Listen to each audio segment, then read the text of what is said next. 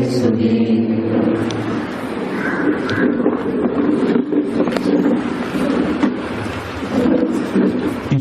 ഏറ്റവും പ്രിയമുള്ള എന്റെ സഹോദരി സഹോദരന്മാരെ,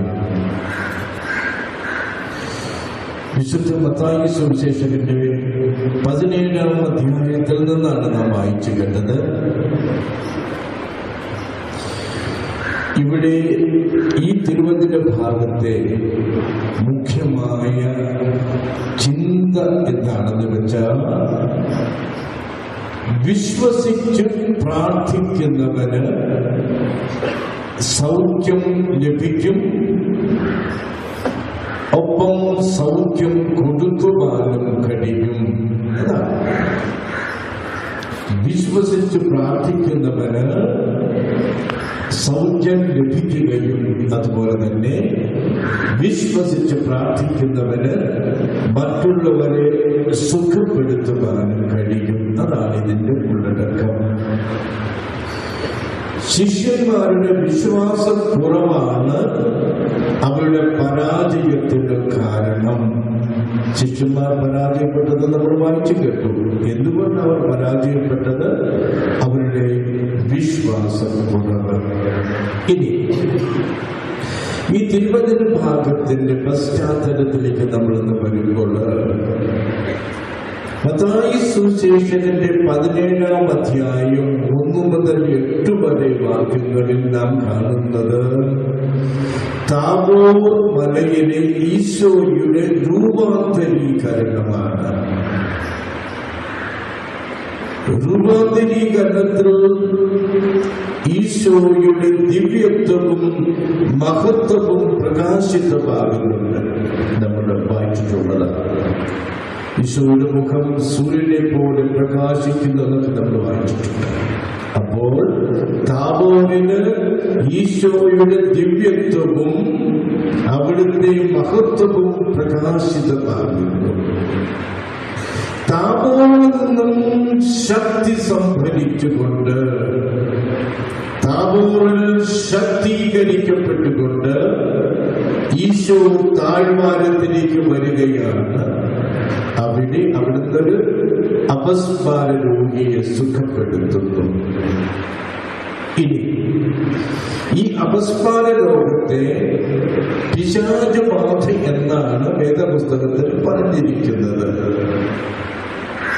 പഴയ നിയമകാലത്ത് അല്ലെങ്കിൽ ഈശോയുടെ കാലത്ത് എല്ലാ രോഗങ്ങളും പിശാചിലൂടെ വരുന്നു എന്ന് കരുതപ്പെട്ടിരുന്നു. അതുകൊണ്ട് തന്നെ ബാധ ഒഴിപ്പിക്കൽ ഒരു തൊഴിലായിട്ട് തന്നെ സ്വീകരിച്ചിരുന്ന വ്യക്തികളുണ്ടായിരുന്നു. ഒരു തരം ഉപജീവന മാർഗമായിട്ട് ബാധ ഒഴിപ്പിക്കൽ. ഇവിടെ നമ്മൾ വ്യക്തമായി ഈ വേദപുസ്തക ഭാഗം പരിശോധിക്കുമ്പോൾ ഈ കൊച്ചന്റെ അസുഖം എന്ന് പറയുന്നത് അപസ്മാരമാണ്, പിശാചബാധ അല്ല. അപസ്മാരം വരുന്നത് തലച്ചോറിലെ തകരാറ് കൊണ്ടാണെന്ന് ആധുനിക വൈദ്യശാസ്ത്രം തെളിയിച്ചിട്ടുണ്ട്.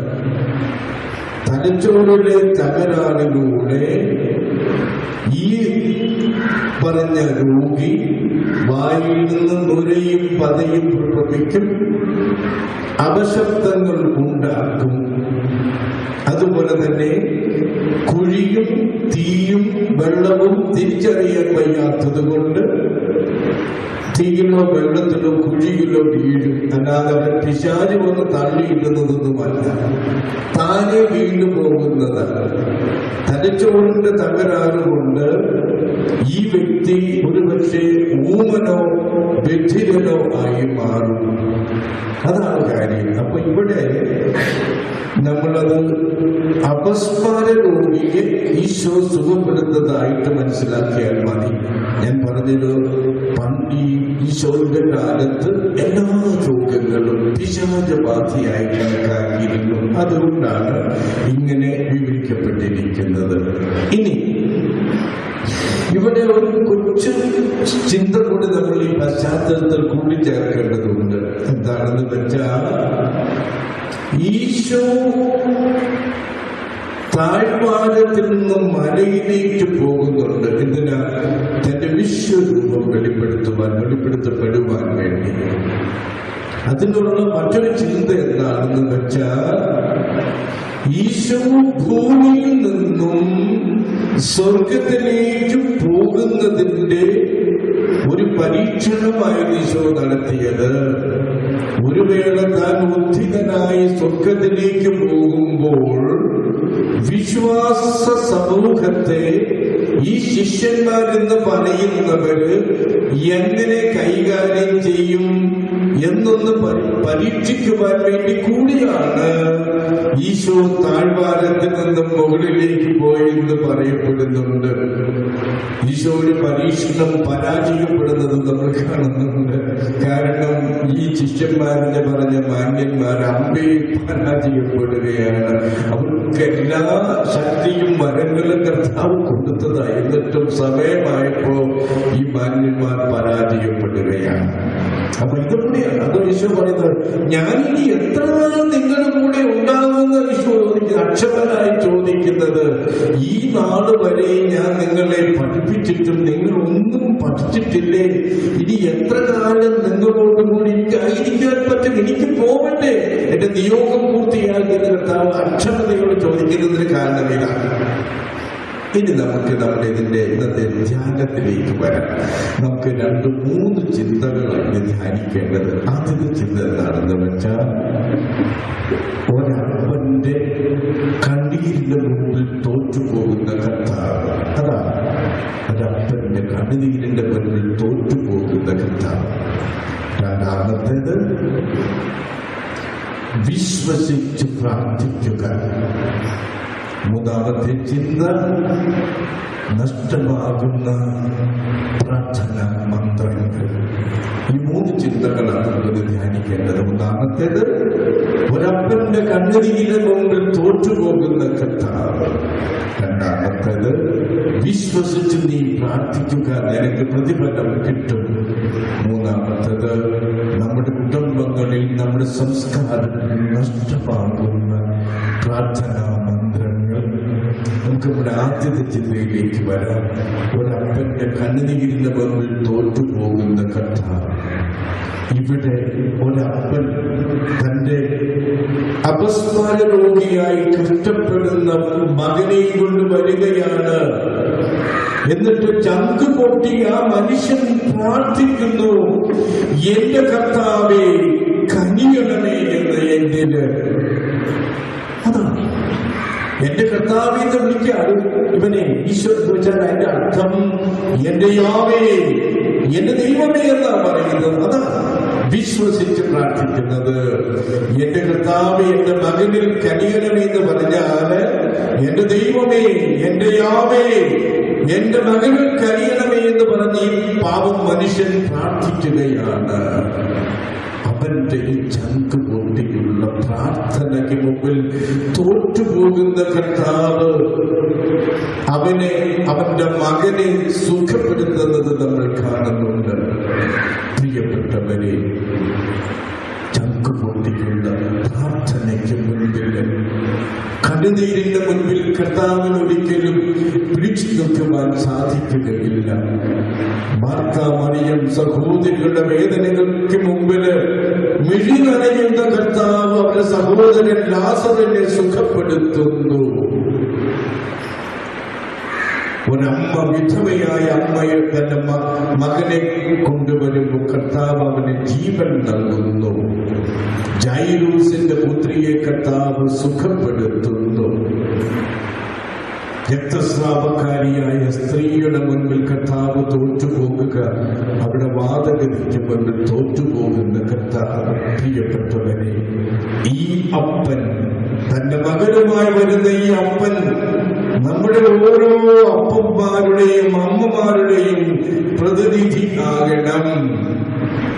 ഓരോ അപ്പനും അമ്മയും നമുക്കറിയാം സംഭവിക്കുന്നുണ്ട്. ഞാൻ പറയാതെ തന്നെ നിങ്ങൾ ചെയ്യുന്നുണ്ടത്. നിങ്ങളുടെ കുഞ്ഞുങ്ങളെ രോഗിയെ രോഗിയായ അസുഖം ബാധിച്ച കുഞ്ഞുങ്ങളെ വൈദ്യശാസ്ത്രം പറയുകയാണ്, ഇനി ഞങ്ങൾക്കൊന്നും ചെയ്യുവാനില്ല, നിങ്ങൾ പ്രാർത്ഥിക്കുക എന്ന് പറയുമ്പോൾ നിറമിഴികളോടുകൂടി കുഞ്ഞിനെയും എടുത്തുകൊണ്ട് കർത്താവിന്റെ സന്നിധിയിൽ വന്ന് ചങ്കുപൊട്ടി കരയുന്ന അമ്മമാര് അപ്പന്മാര് നമ്മുടെ കുടുംബങ്ങളിലുണ്ട്.